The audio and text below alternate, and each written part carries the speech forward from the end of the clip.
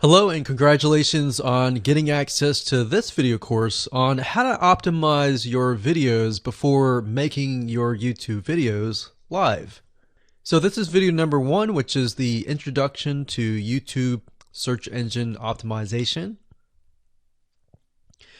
So I want to first start out by saying the goal is to focus on doing the right amount of keyword research and video file automation before actually uploading any of it to YouTube. So essentially this is all about what most people forget about doing before making their YouTube video live. Because if you think about it, most people think about, okay, what do I do after I upload this video? They don't really think about what they have to do before making it live. So this is not about what you can do afterwards, as that is a totally different focus, but rather before. So besides simple optimization, you really need to know that YouTube ranks the videos that people watch the longest. Meaning, let's say for example that we have a 10-minute video. YouTube looks at that video. They look, yes, at the likes, dislikes, and comments, but they also look at, okay, do people actually watch most of this video? And based on, let's say, 1,000 views, how many of those 1,000 views actually watched either 50% or 100%, or how many minutes total? 1,000 times how many minutes was watched. So they really look at how long people watch the videos as a whole. Meaning the more viewers and the longer that they watch, that will get you ranked up further and further up. So instead of focusing on, spammy tactics, tons of backlinks, and all of that, our goal here is to really focus on the user experience. So what I want to do now is give you a quick overview of what's inside this video course. This is, of course, video number 1.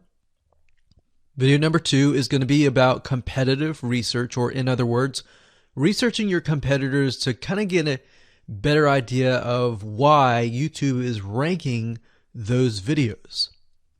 Video number 3, we'll talk about highly searched keyword terms and how you can find those for your product or service or whatever you're trying to promote. Video number 4, we'll talk about your title and your description.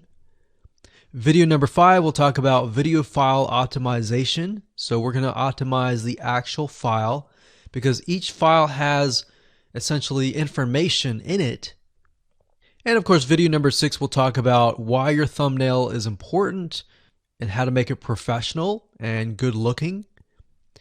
And video number 7 will talk about video length and why that matters. We talked briefly about it just now, but I'm going to dive in deeper in that video. And of course, last but not least, I'm going to give you a secret tip on how to outrank your competitors in video number 8. So before we get started, I want to talk about what you need to have in hand. You're definitely going to need your product or service and an idea of the niche that you're targeting. You also need to have a video that is ready to be uploaded. And with that said, let's move on to video number 2. Hello and welcome back. This is video number 2. So let's talk about competitive research. You see, the best way to understand how you can rank better is to know what is already ranking in your niche or your market. So what we want to do here is we want to analyze the videos that are on the top. And I want you to specifically look at what titles, what descriptions are they using, and what thumbnails are they using that are eye-catching. And what is the user experience like when you click through those videos? So let's go ahead and do some competitive research. So for the sake of making sure that we find YouTube videos that actually relate to promoting a product, what I want to do now is just to pick a product out of the blue and let's take a look at YouTube. So one product that I've been using for a while now, which has been really, really awesome, is called the Instant Pot. It's basically a pressure cooker that cooks food at a really fast rate. So what we're going to do is we're going to hop on over to youtube.com and we're going to type in Instant Pot and see what we get.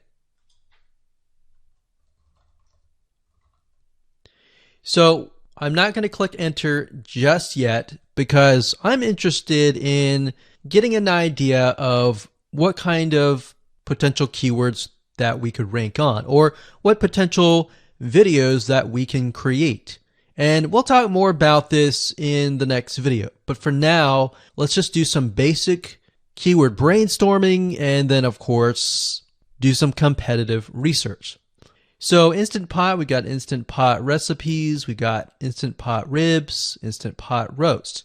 So let's just click here and see what we get.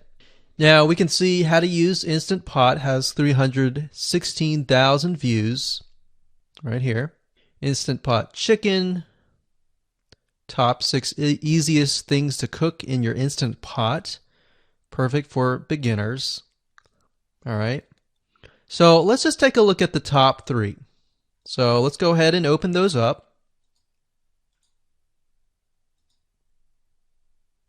And let's analyze them. So the first one is this one here. And let's pause the video. We'll skip the ad. All right.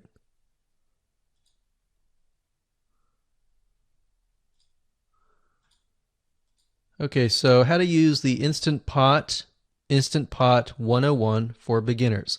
So if we think about the type of audience that the Instant Pot attracts, it attracts somebody who has a busy life, who may be a beginner at cooking and just wants a quick and easy meal done fast. So we can see that. So one thing that I like to do is I like to copy the titles to Notepad. Just kind of get an idea of what we're dealing with. So that's the title. Looks like she's promoting an Amazon affiliate link. We can see that here, Amazon.to. We've got Instant Pot hacks, Instant Pot yogurt, and all that. So what she's doing, it's very funny, but she may not realize she's doing this, but what she's using is a method called siloing. And she's basically telling YouTube, hey, not only do I have this video on Instant Pot, I've got Instant Pot hacks, yogurt, recipes, and other recipes. So let's just copy that in here. So that's video number 1. So we're going to rank it from video 1, video 2, and video 3. Let's scroll down a bit. We've got 373 comments. I will say when it comes to YouTube, they're looking for engagement. So comments is good, likes are good, even dislikes are good as well. Even though dislikes are bad from a human standpoint, it tells YouTube that there is engagement. All right. So sometimes we're going to be able to view, we can't do it here, but sometimes you'll actually be able to view more data. But for now, you can't hear. Now, we can actually dig deeper if we want to. So let's just take a look at Natural Brittany's YouTube channel. Because when you're doing competitive research on YouTube, it's not just that particular video. It's actually the whole YouTube channel as a whole. The authority that that channel holds. So she has 116,000 subscribers. Click on the videos. She has a good amount of videos that talk about anything, looks like from cooking, from budgeting, from grocery, a lot of very similar videos. So let's scroll down. And now let's go ahead and take a look at the second highest ranking video. So if we go back over to here, and this is the Instant Pot chicken, cook with me, meal planning, meal prepping, Sunday setup. So let's go here, take a look.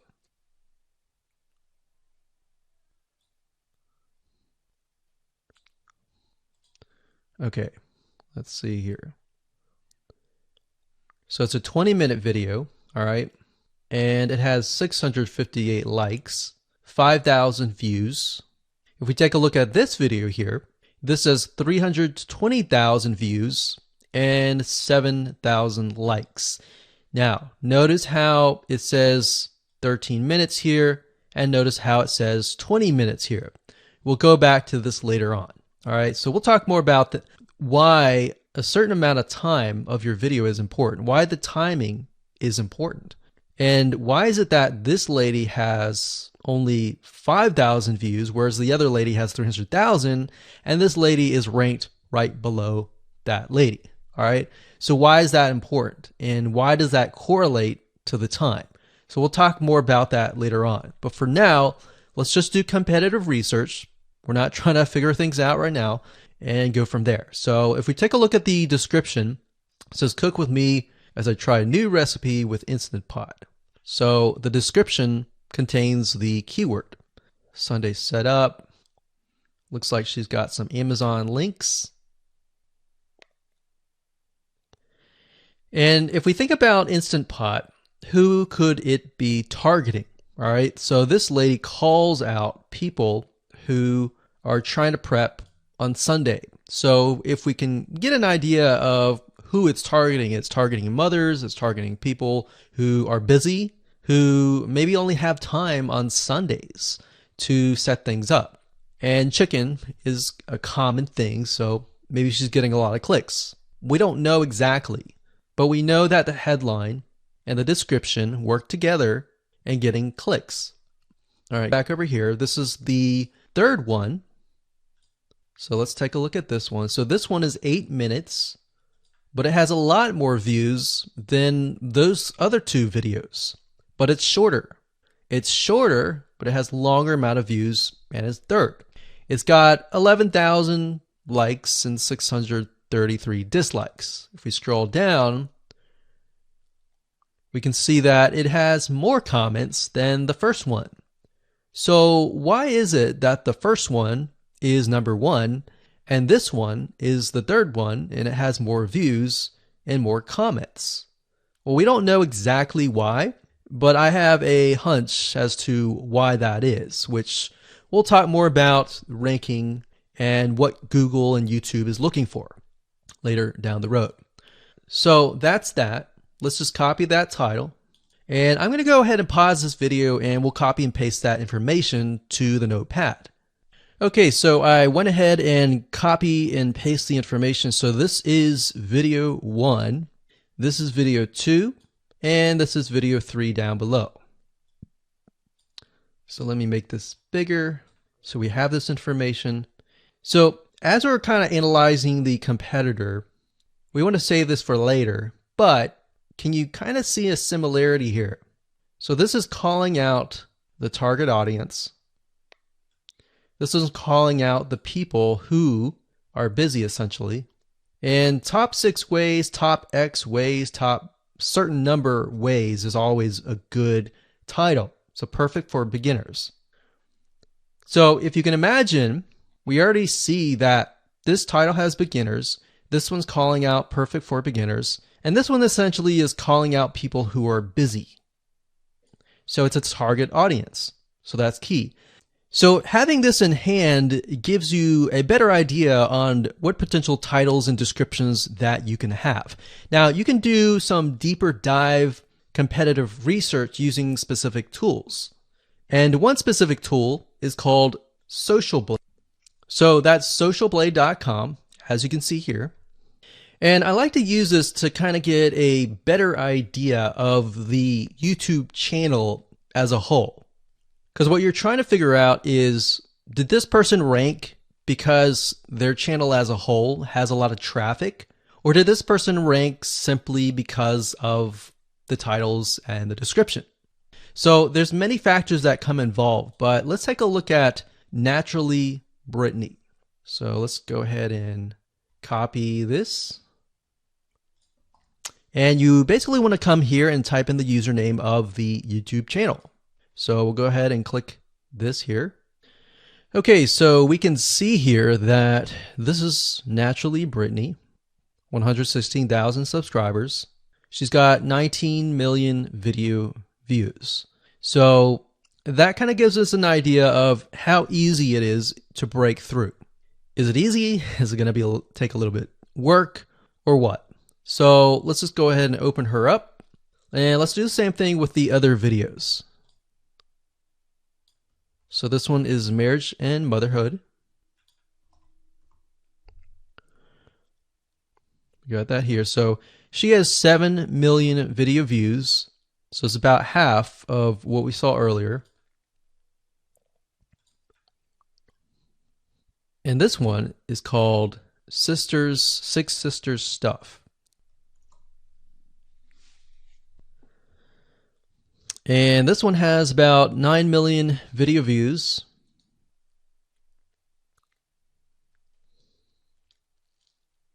So right off the bat, we can see that if we were to rank on the keyword Instant Pot, it's going to take a lot to break through. But the way we can break through is by using essentially subcategories of that keyword. So Instant Pot recipes or Instant Pot chicken recipe, stuff like that. So we can see that each one of these has about 100 to 200,000 subscribers. So you're going to have to be competing against that. Now, obviously, if you have a good size YouTube channel, that will usually mean that you can break through fairly easily.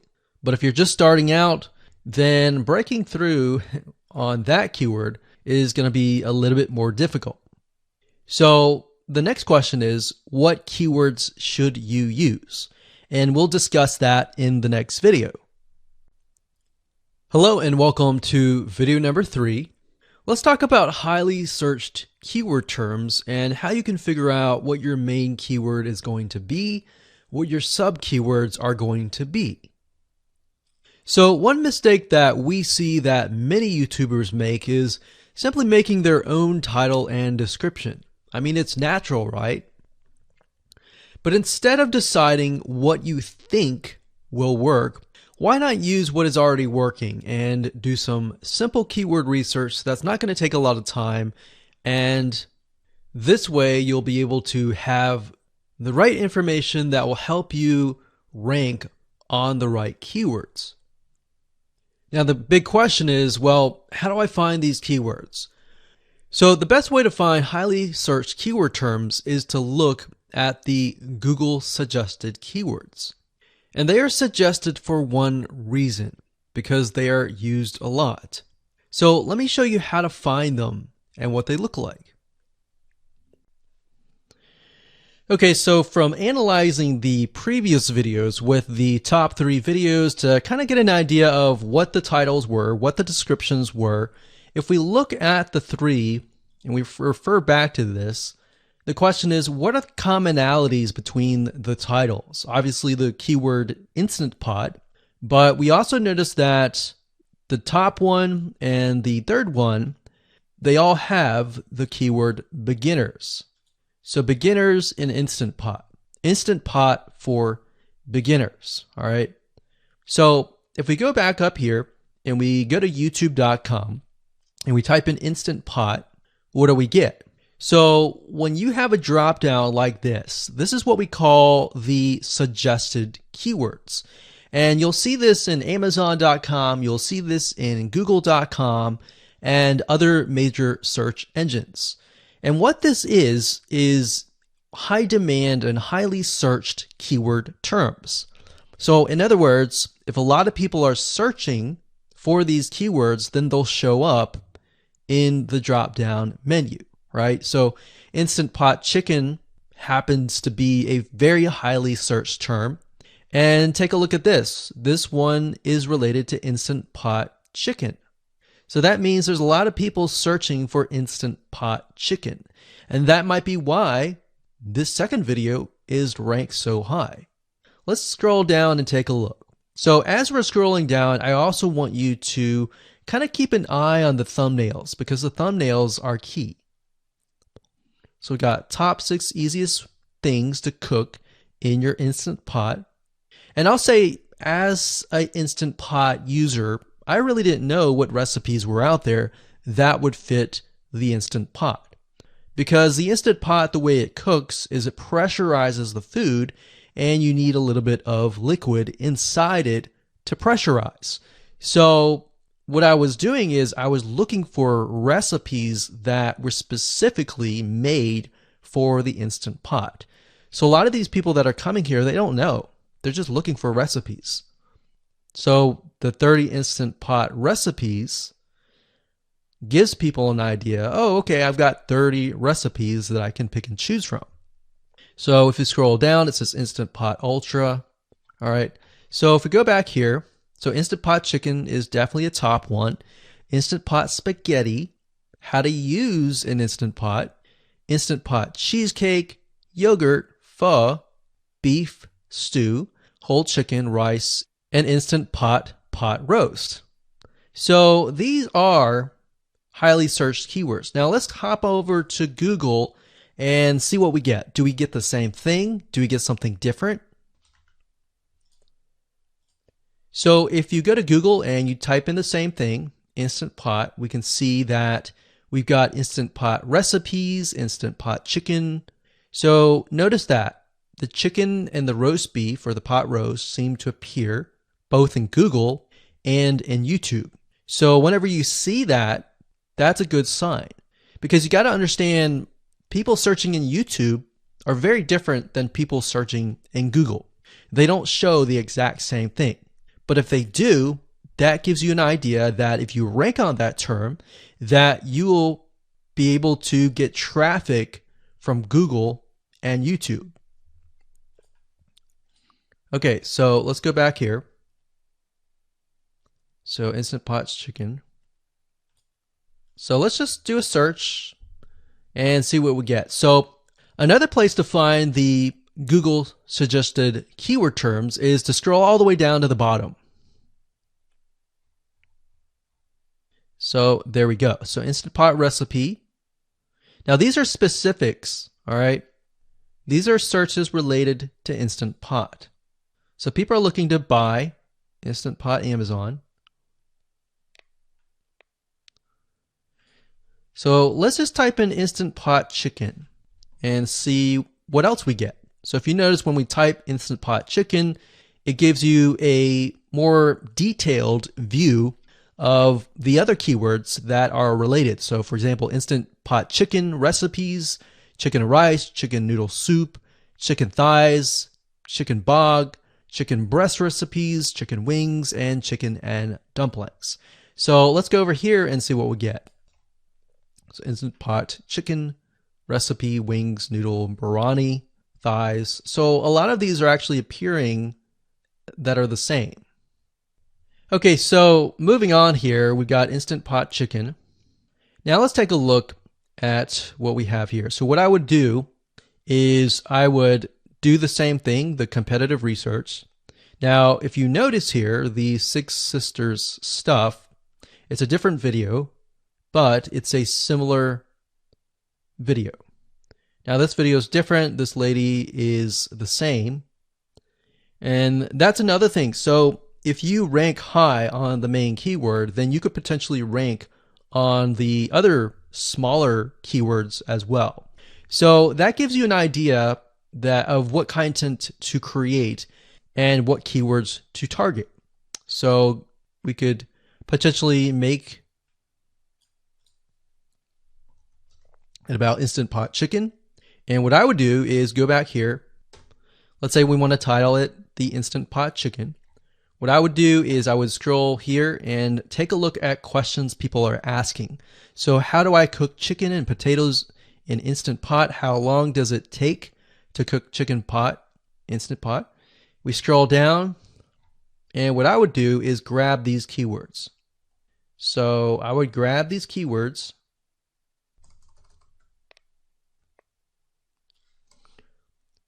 So what we want to do is we want to have a main keyword, and then we want to have sub keywords. So the main keyword here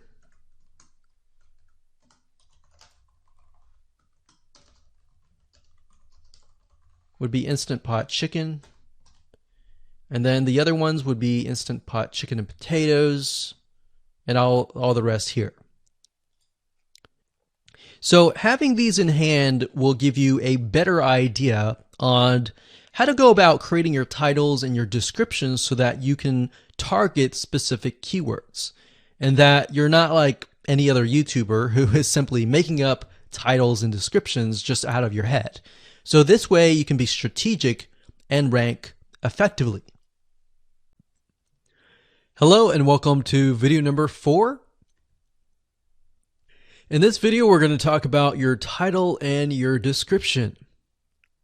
So let's take what you have gathered in the previous video and let me show you how to properly create your titles and descriptions.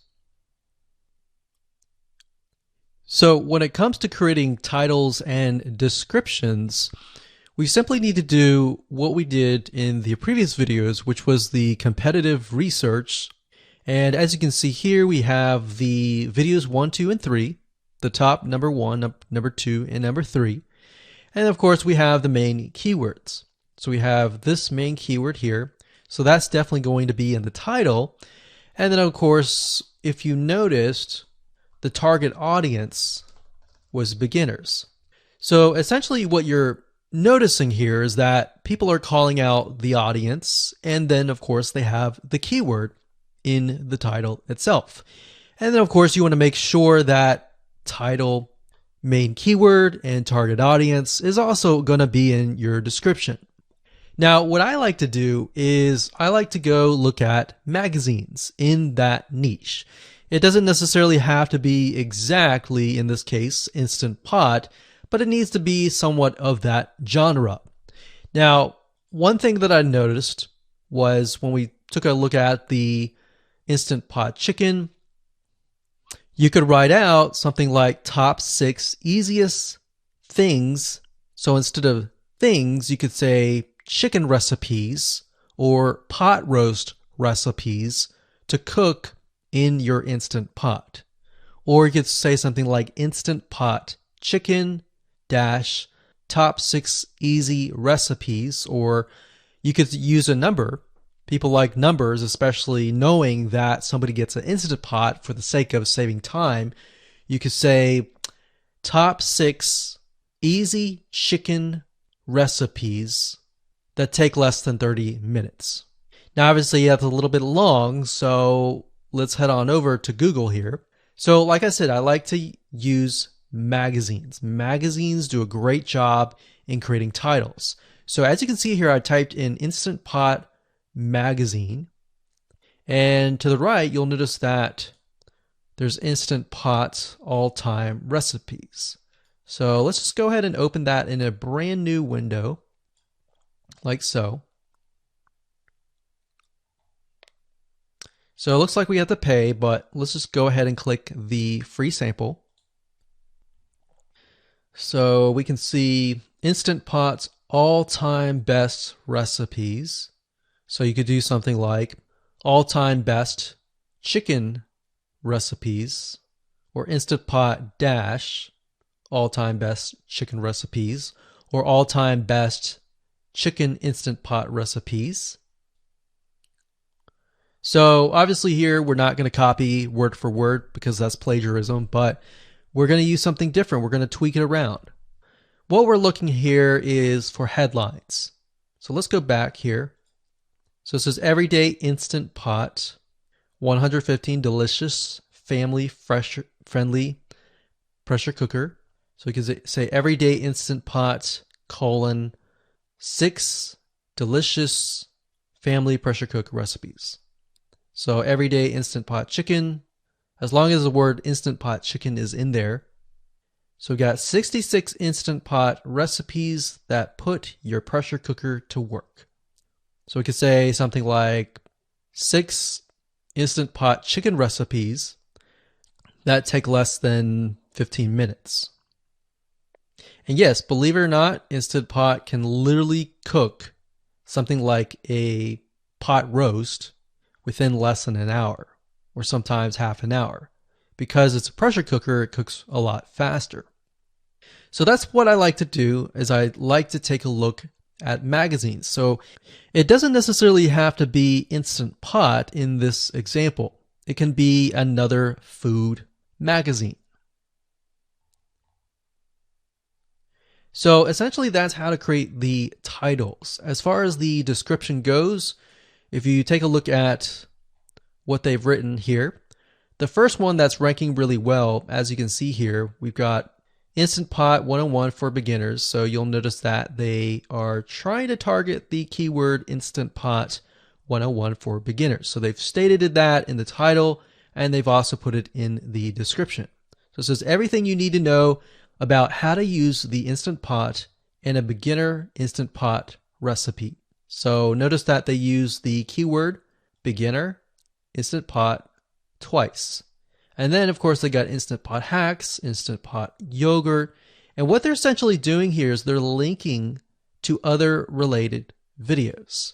Now, Google's smart enough and YouTube's smart enough to have an algorithm to read the description and think, okay, they've got other videos that they've created that are related to Instant Pot. This video must be good, or this channel must have a lot of relevant information. So we're going to rank it a little bit higher because it's going to give people what they want to see. So now we look down here, it says Instant Pot chicken. So this is the lady who is ranking really high on Instant Pot, but also Instant Pot chicken. So it says cook with me as I try a new recipe with my Instant Pot. So we can see the keyword Instant Pot here. And as you can see, the description is really written for the user, but it contains the keywords that are necessary. So you don't need to write something like Instant Pot chicken or something that's just a bunch of garbled information. You want to make sure that the title and the description attract people first and foremost, and then embed the keywords within. So the third one, we got top 6 easiest things to cook in your Instant Pot, perfect for beginners. So it says, today I'm sharing with you the 6 easiest things to cook in your Instant Pot. So you can see here, the title is here, but the title is also in the description. It says, now these are perfect if you are just starting out or even had the Instant Pot for a while. So you can see the keywords that are embedded, but it's really written for the user. And that's the way it should be, because the title and the description will actually show up in the YouTube search engine, as you can see here. So we've got the title, we've got the description. So we want to make sure that the first sentence in your description is catchy as well. Hello and welcome to video number 5. Let's talk about video file optimization. Did you know that all files contain data that tells YouTube what your video could be about? Let me show you. Okay, so the way that YouTube gets an idea of what your video is about is by transcribing it. And for the most part, it can usually figure out what your video is all about if you have voice and speaking in it. Now, you can go one step further by adding the what we call video file metadata. It's very similar to a website metadata. So for example, if you right click on any website and you click on View Page Source, up at the top, you're going to see a lot of what we call metadata. So right here, we can see the name, the title, the description, and all that information. So what that does is it tells Google essentially what your website is all about. So very, very similar in this case of what we're doing here. So what we're doing here is we are taking the video file that you have created and embedding it with more information. So besides the title and description, YouTube will be able to read the metadata inside of your video. So it'll make a little bit more sense when I show it to you. Now, it's really hard to find software out there that allows you to embed metadata except for a few.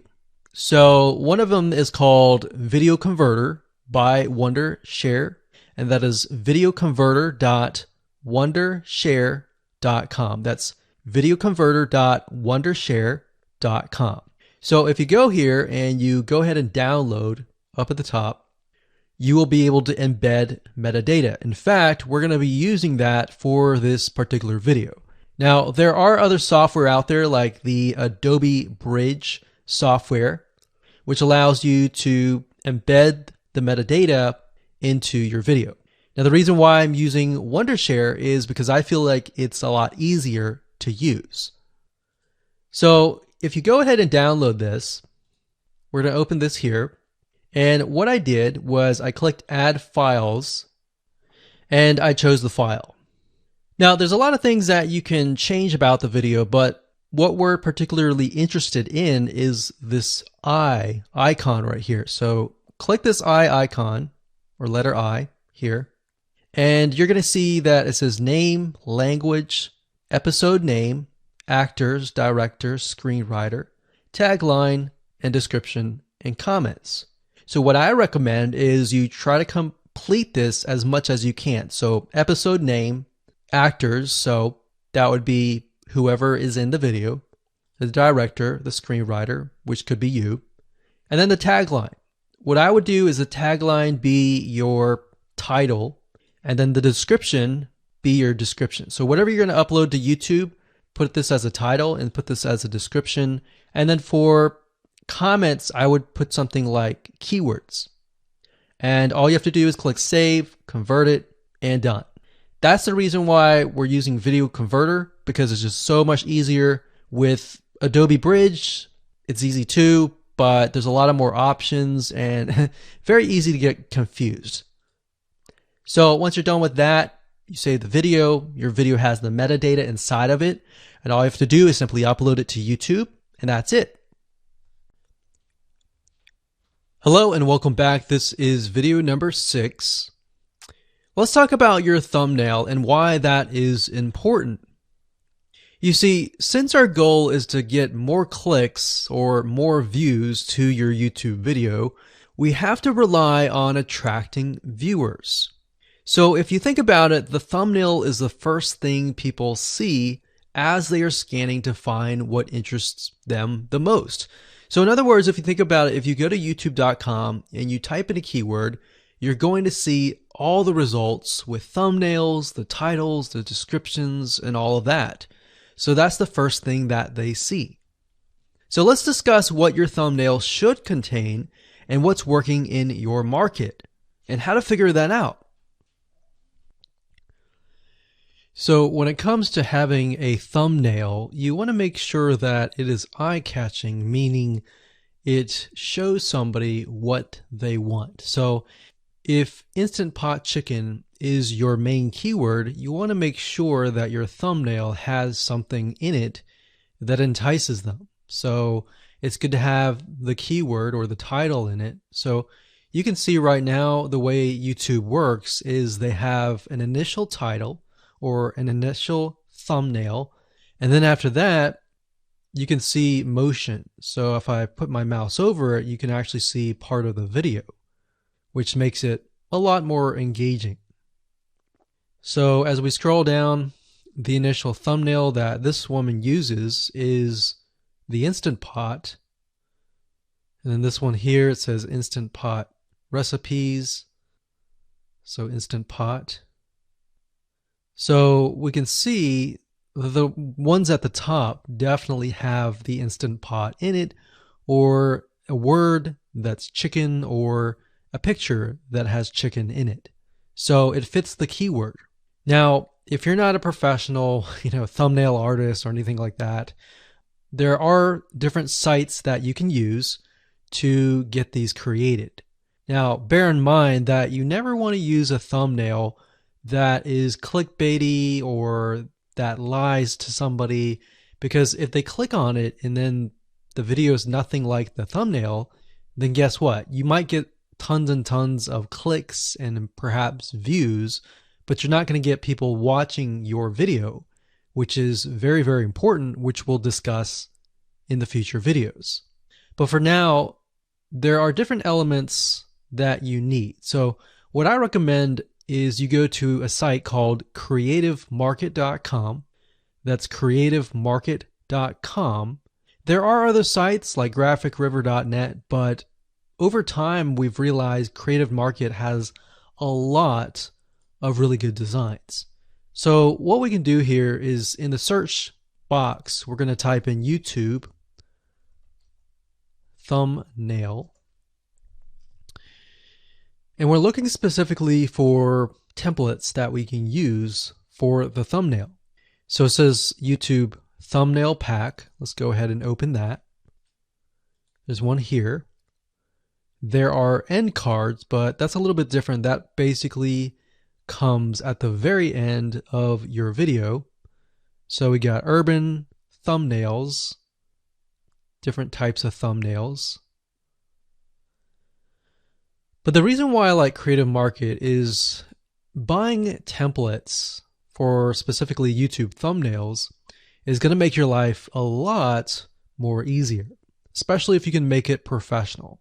The more professional it looks, the more professional your viewers will click through. So if we click on this, we can kind of get an idea of what we're dealing with.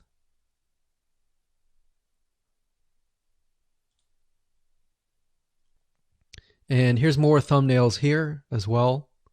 Now, over time, we've realized with YouTube thumbnails, more and more designs are becoming minimalistic, meaning it's not too fancy, but it's got just enough information to tell the person what it is all about. So it could have text, it could have pictures, but you really need to know what your YouTube video is about before you can create your thumbnail. In fact, I recommend that you create your YouTube video first and then you create your thumbnail so that you can make sure that you attract the right person. Now, what we found a little bit of a technique is to create a thumbnail that is related to essentially the end, meaning if you're creating an Instant Pot chicken recipe, you might want to show the chicken already cooked. So essentially what people get if they click through. So that way people think, oh, okay, this looks really nice. I'm going to click through. And they're more likely to actually watch all the way through to the end. And that's what we want. We want people not to just click through, but to watch all the way till the end. And that's actually going to help us with the ranking. Hello and welcome to video number 7. Let's talk about video length in more depth. So the big question is, how long should your video be? While yes, most folks have said that your video should be short due to attention span, and that's something that we've talked about in the past, and that definitely worked in the past, and that still is true that people's attention span are short. But today, in terms of YouTube, your video length should be longer, and here's why. Did you know that YouTube ranks your video based on how many minutes your viewer watches? We talked briefly about this in video number 1, but I want to talk about why that is the case. Statistically speaking, most people that we have found, based on statistics that we have seen in YouTube, most people watch about 50% of a video. Even the people that are interested in a video, they watch 50% of a video. So if that, in this case, is a 5-minute video, an average viewer is only going to watch about 2.5 minutes. Now, here's why that is important. If you're competing against someone who has a 30-minute video and their viewers watch 15 minutes, which is about 50%, well, guess what? Even if they can have less viewers than you, they're going to beat you because they have a longer video. So if you got the 2.5, they've got the 15 minutes, they can send less people and still beat you. And YouTube will favor them in the end. Now that, of course, is assuming that the views are legitimate and people are actually watching. And that's why user experience is so important. So to give you some real life practical application, let's hop on over to YouTube and I'm going to show you proof that this works.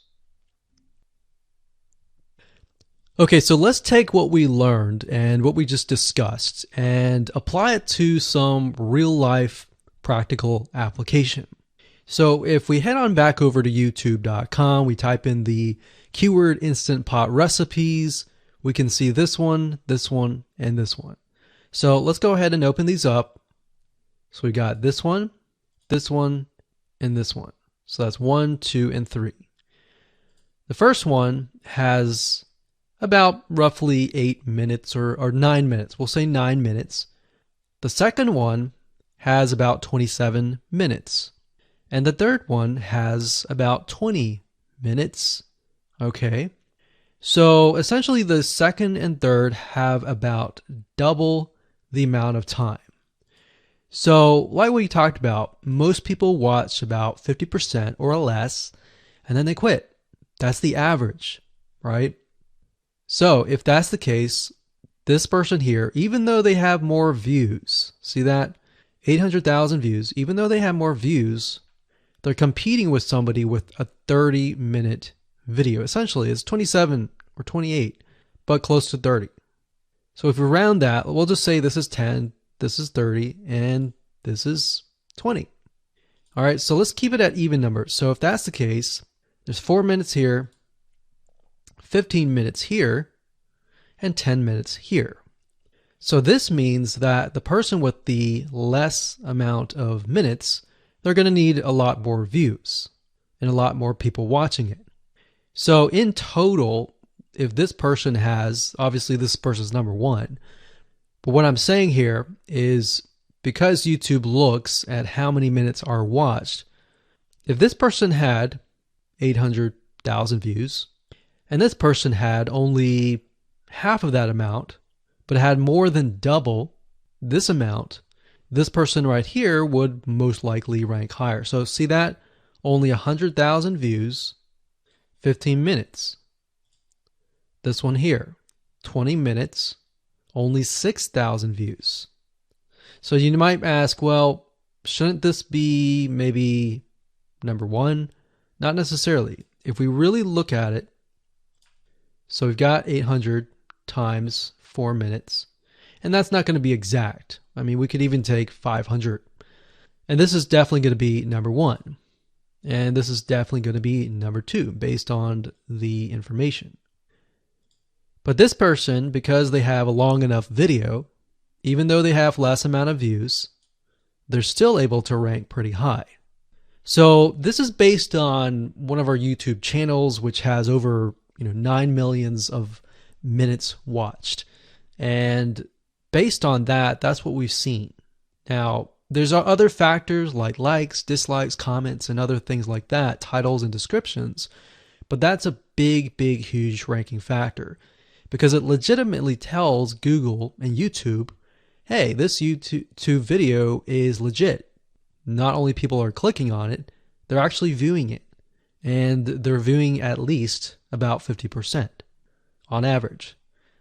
So that's why the video length is important. Now, you don't want to make a long video just to make a long video. You might want to make a video that has really good content. And that's the goal. It's not based on spammy backlinks or anything like that. It's based on providing real value. Hello and welcome to video number 8. So just want to say congratulations on reaching the end of this video course. We're going to talk about a secret tip that you can use to outrank your competitors. So we briefly talked about why having a longer video was important, right? So one secret tip that we can give you is that what we have found that works is the following. Longer videos in the sense of live streams, which means you get on YouTube and you talk to people live. You have webinar replays and videos where people expect them to be longer. So in other words, people are expecting these to be longer. If you make a normal video that people expect to be 5 minutes and you make it an hour, then you're not really going to hit that 50%. But when you have a live stream or a webinar replay, usually people typically expect it to be at least 1 hour. So because people expect it to be 1 hour or longer, they expect to take time out of their busy schedule to actually watch your longer video. And what we found is these work really well compared to the average video. So let's discuss what you need to do in terms of software or even web applications that you need to create live streams and webinar replays. So in order to create a YouTube live stream, you're going to need to have a broadcasting software. There are many. You can go to YouTube and type in live stream, how to set it up, and there's a lot of videos on that. But this is one particular one that we have used and that has worked really, really well for us. It's called Open Broadcaster Software, and it's free, best of all. And that is located at obsproject.com. So as you can see here, there is versions for Windows, Mac, and Linux. So it's simply as easy as downloading and you can start streaming. So the reason why you need this software is basically what it does is it connects to the YouTube live stream system, and when you're ready, you click record and you're good to go. Now, I'm not going to go in depth on how to use this product just simply because there are so many different options and so many different ways of using it. Now, like I said, the tip is when outranking your competitors to have longer views. This is good for kind of a face-to-face talking head type long video. Now, if you want to use a camera, you can do that. If you want to do something like screen capture, meaning you're going to show your screen, then you're going to want to use something like GoToWebinar. And you can go to gotomeeting.com/webinar to do that. Another tool that we have used, which as of now, it is free, and who knows, it could change. So GoToWebinar does cost money, but it's a nice way to kind of engage with people. So this is the route that I would go if you are engaging with people. If you're not engaging with people and you're simply doing screen capture, there is a tool called Use Loom. Let me show it to you. So useloom.com. Loom is essentially a Chrome plugin. And what it does is it allows you to record your screen. It's super easy to use. In fact, it's super, super fast. It's so fast that you can literally start recording, and within seconds when you're done, you'll have the video in hand. And you can download the actual video file to your computer really fast. So those are the three options that I would go to, and really depends on the avenue that you want to take. So like I said, create a longer video, but just don't create any content. Make sure that the content is valuable, because you want to make sure that people watch all the way through, or if not, watch at least 50%.